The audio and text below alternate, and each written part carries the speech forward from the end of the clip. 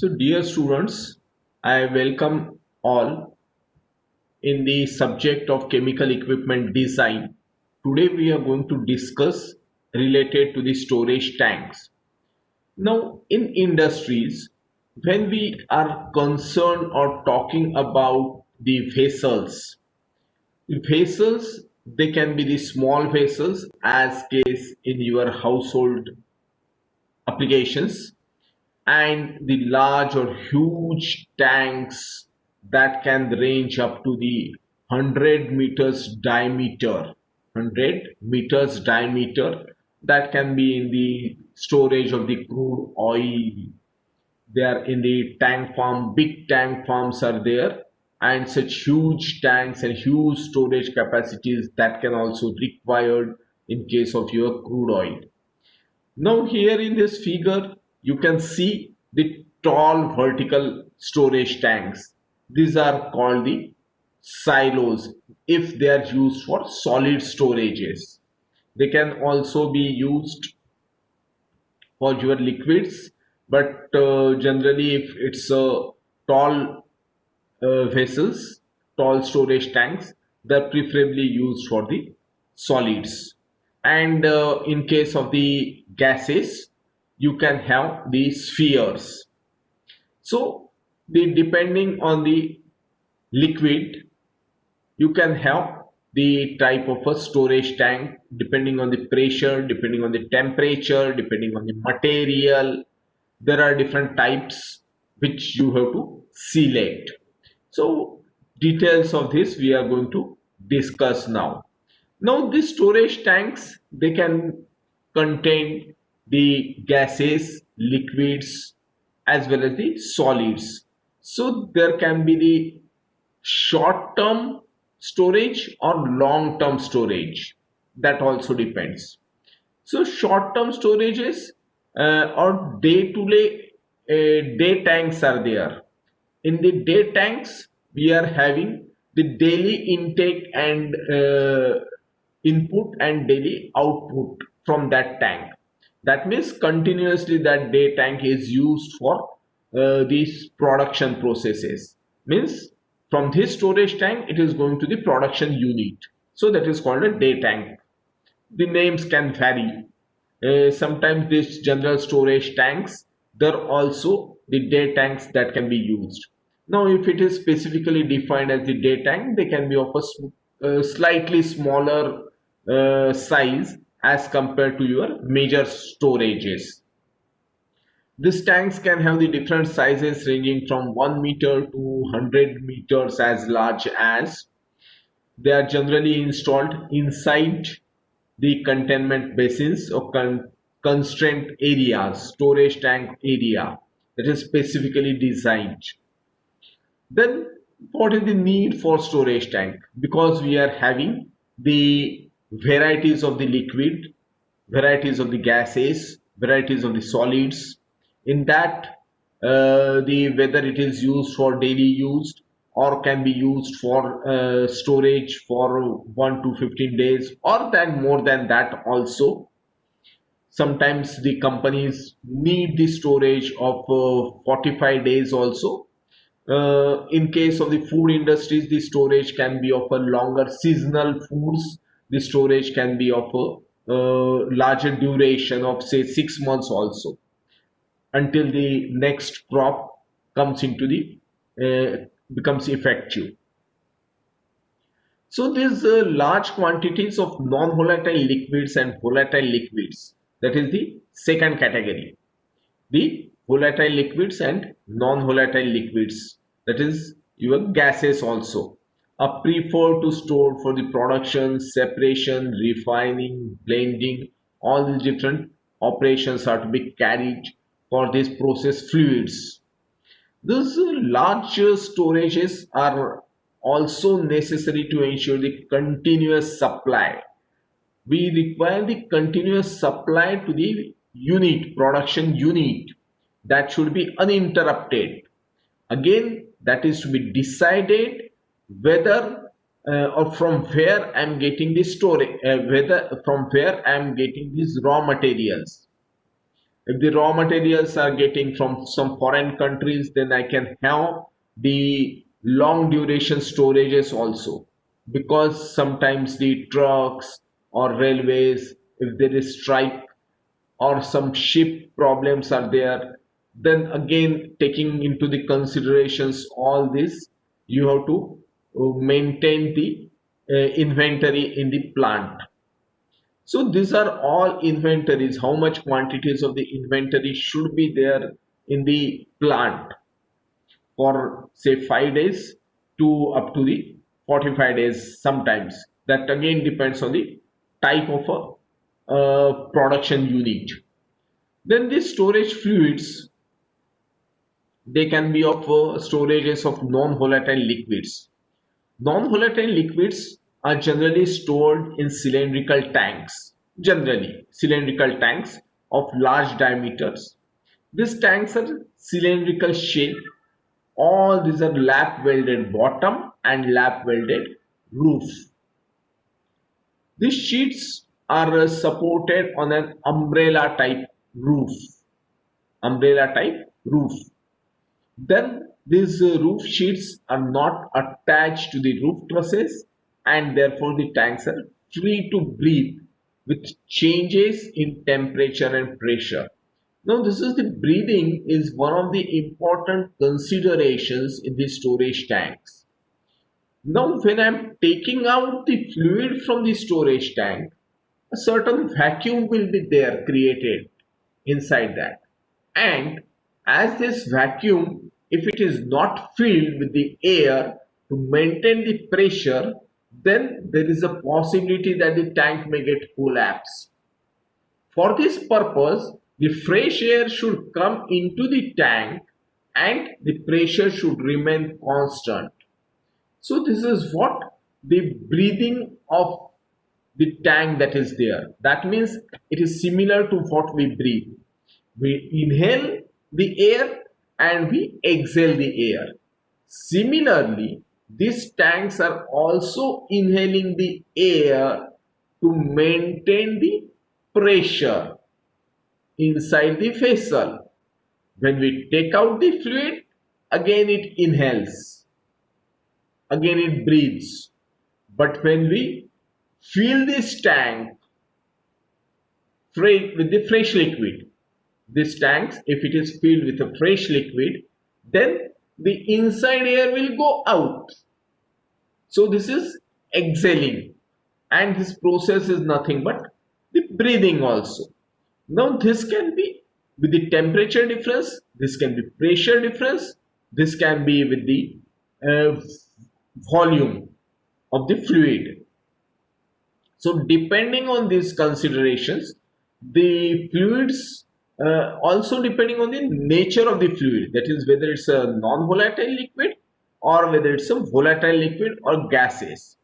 So generally for non-volatile liquids, we are using the cylindrical tanks, and these are covered with the roof, umbrella type roof, and they're easy to breathe, non because it is a non-volatile liquid. So breathing losses, they are very small when the liquids are non-volatile. That means the vapors of the liquids will not go into the atmosphere. But if the fluid is a volatile liquid, if the fluid is a volatile liquid, then the volatile liquids are stored in specially designed tanks which can pressure the content without loss. So that is the another consideration. If the liquids are volatile liquids, volatile liquid means the vapors are generated very easily at atmospheric conditions, and if the large amount of the vapors they are generated, then at the time of breathing, means at the time of filling or taking out the fluid from this tank, the large amount of the vapors will enter the and will exhale out. So in this process, a large amount of the fluid that will be lost. Again, that depends on the nature. This is what for the volatile liquids. So for that purpose, volatile purpose, if they should be kept at a constant volume, if the volume of the tank, volume of the fluid, volume of the tank that is maintained constant, then there is no question of the vapors. So first is provide the vessels with a variable volume. Means the volume of the tank is varying. That means volume of the tank is only with the liquid content. How much amount of the liquid that is available in the tank, the same will be the volume of the tank. That means we are using a floating roof to maintain the volume of the tank as the same as the volume of the liquid. That is the floating roof tank. So floating roof that maintains the volume of the tank same as the volume of the liquid, even though the shell that is there, but I'm using the floating roof. Below this the liquid is there. This is what is the roof. So this roof goes down when I'm taking the fluid out from the tank, and when I'm filling the tank, this roof moves up. So volume that is varying, but the pressure that is remaining constant. The second thing is provide the vessels which can sustain the variable pressure. Pressure that can be varied. In that, the spherical storage tanks can be there. Then third, provide a vessel design to maintain the constant temperature. Constant temperature. These are more sensitive at high temperatures and low temperatures, very low temperatures, like in desert it goes to a higher temperature, and in winter it goes to a very low temperature. In those cases, those atmospheric conditions, there is underground tanks, they're preferred.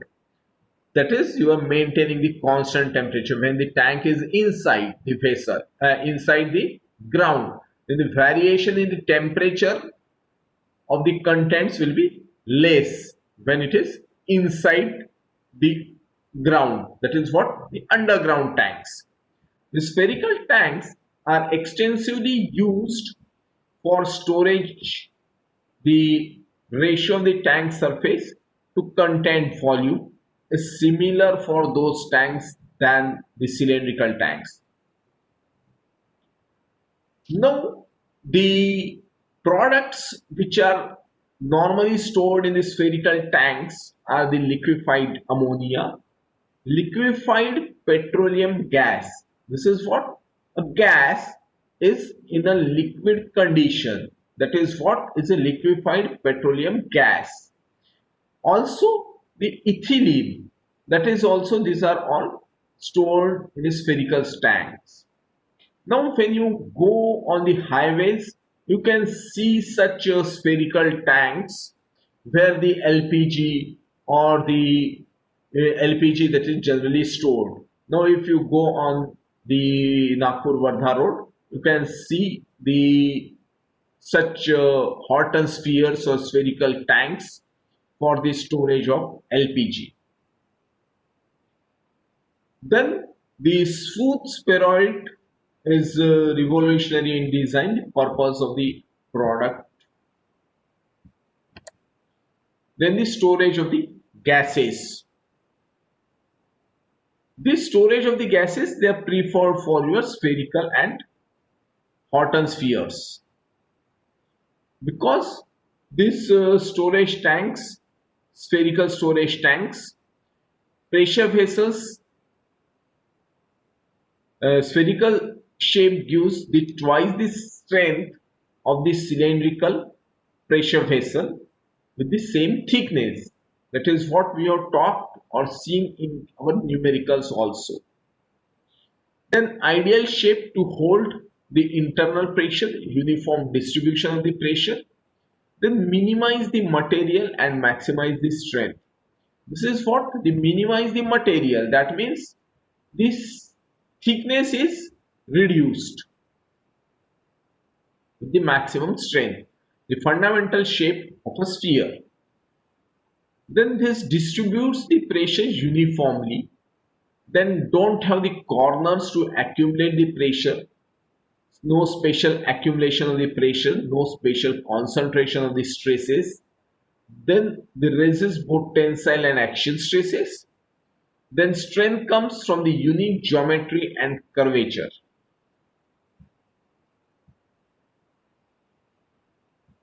These spherical vessels are closed structures containing the liquid or gases under the pressure. When we compress these gases, that is converted into the liquid. That is what we call the liquefied petroleum gas. Gas that is compressed to form it in a liquid, so that the large amount of the gas that can be stored in this small volume when it is in a liquid form. That is the propane, butane, anhydrous ammonia, anhydrous chlorine, etc. These are usually stored in liquid form so that in a small space large quantities can be stored. Some of these products require the cooling below atmospheric condition. For example, in case of your ethylene, oxygen, methane, you require to reduce the temperature before liquefaction. So both these processes, that is reducing the temperature and compressing that gas, that is also required for the ethane, oxygen, methane. However, this propane, butane, ammonia, chlorine, these are directly compressed and converted into the liquid form at the atmospheric conditions. Then these are partially refrigerated also. Then there can be the storage, gas storages also. So these gas storages, they can be of variable volume and the constant pressure. Volume that is vary and the pressure remains the constant. Second type, the gas holders with variable volume and slightly variable pressures. First one was the constant pressure, second one is the slightly variable pressure, and third is the gas holders with variable pressure. Means first is variable volume and constant pressure, second is the variable volume and slightly variable pressure, and third is the variable pressure. So all these are the different considerations in the storage tank. Now this is what the general figure you can see related to the storage tanks, spherical storage tanks. Now we will discuss the different types of the losses in case of the storage tanks. There are the breathing losses, boiling losses, clingage losses, then convection, desorption, diffusion, filling, and wicking losses. All these are the different types of the losses which occur in case of the storage tank. Some can be related to the liquids, some can be related to the volatile, some can be related to the non-volatile liquids, some can be applicable for the gases. Means these are the general type of the losses. However, depending on whether it's a volatile, non-volatile, or gases, the dominance of these losses, they can vary. Now coming to the breathing loss, it is a process in which the liquid vapors are expelled from the free space above the liquid surface. That is, liquid vapors are going out from the free space above the liquid level. ये जो liquid level है tank में, उसके ऊपर में head space है. Head space में क्या आएगा? that is related to the vapors. This liquid is going to exert certain vapor pressure at that particular temperature pressure. So certain vapors that will be above this liquid. Now this breathing, this vapors goes out, and with the reduction in the vapors, the atmospheric air that comes into the tank. So this is nothing but the breathing process. Vapors are going out and the fresh air that is coming in. This occurs because of the various vapor temperature increase. So vapor temperature or the liquid temperature increases, more number of vapors are generated. As the more number of vapors that is generated, so it forces the slight pressure that is increased and expels out or breathe out the vapors. Similarly, in the process of evaporation of the liquid from the surfaces, then the barometric pressure decreases. When the barometric pressure decreases, the pressure that is reduced, then it is going to breathe in. So, during the daily ambient heating and cooling cycles, in a day and night, your temperature increases and decreases. So, as the temperature increases, it starts expelling out. And in night, the temperature that is decreased. So, it breathes in. This is what the heating and the cooling cycle due to the ambient temperature. Then during the day, the atmospheric temperature reaches the highest value. The maximum liquid vapor and air in the free space above the liquid in the tank expands, thereby some vapors and air mixture escapes to the atmosphere through openings provided at the top of the tank. Then similarly, what during the night, when the temperature reaches to its lower value, the vapor air mixture contracts, some vapors are condensed. As a result, the pressure decreases. So to maintain the pressure, the fresh air that is sucked in. So an increase in the temperature results in increase in the vapor pressure of the liquid.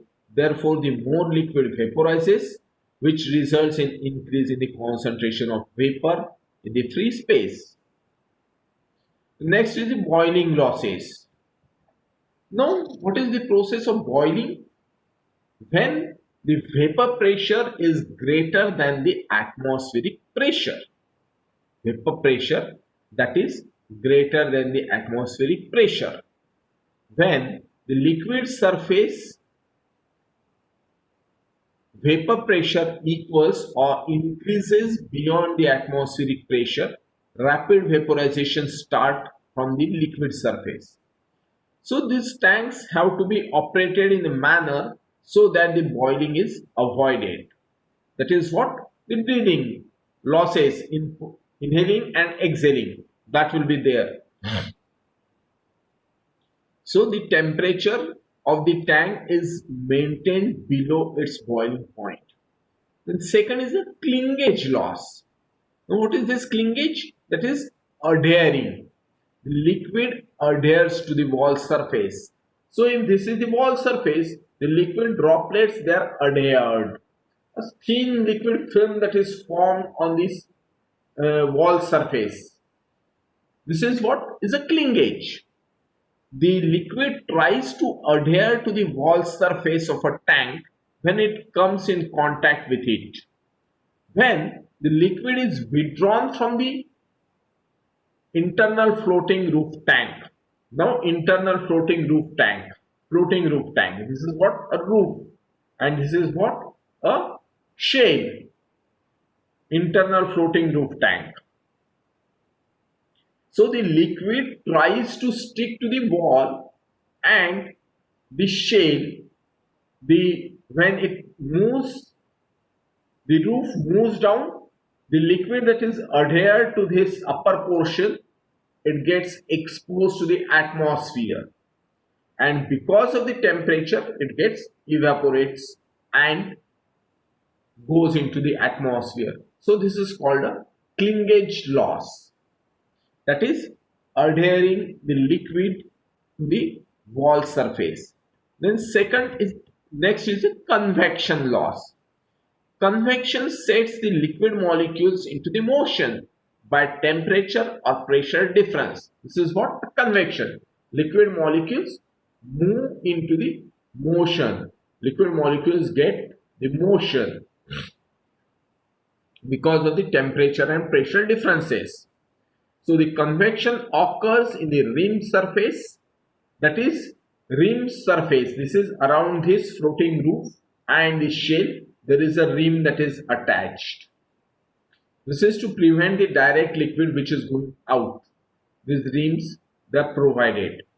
The rim space around an external floating roof tank.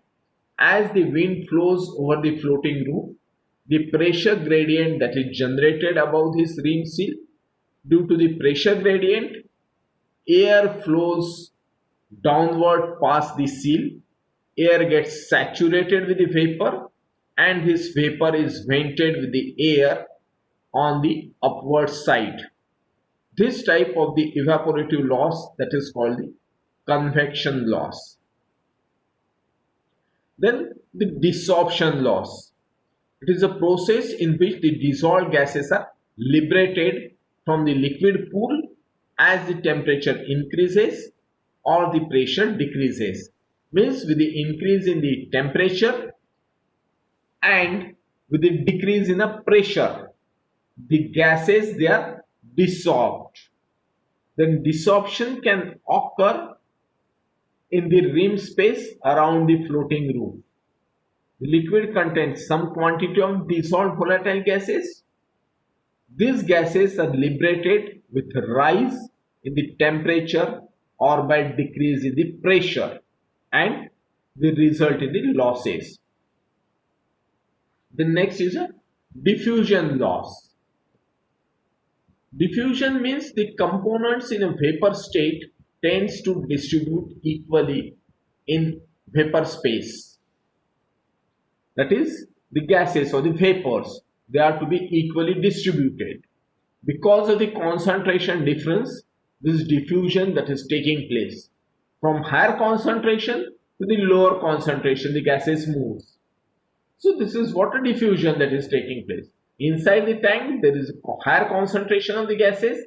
In the atmosphere, there is a low concentration of the gases or low concentration of the vapors. So these high concentration vapors from the tank, they goes out from the tank into the atmosphere. That is what the diffusion that is taking place. Next is the filling losses at the time of filling and at the time of emptying out or the draining. When the liquid from the storage tank is removed, the process removed for the process operation, the residual liquid vaporizes and fills the entire volume of the tank. When the tank is refilled with the fresh liquid stock, these vapors are expelled from the top of the tank. So this is what a filling loss is. Then next is a wicking loss.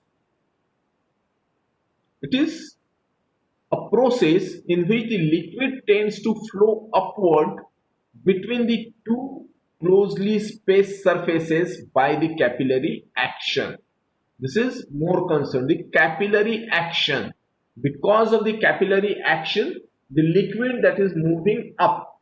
So at the surface and at the floating roof, there is a small gap for the movement. There is a small gap for the movement of this roof. So at this point or at this junction, you can have the capillary action and the liquid goes out above this roof. So it is a process in which the liquid tends to flow upward between the two closely spaced surfaces by the capillary action, which takes place due to the surface tension of the liquid.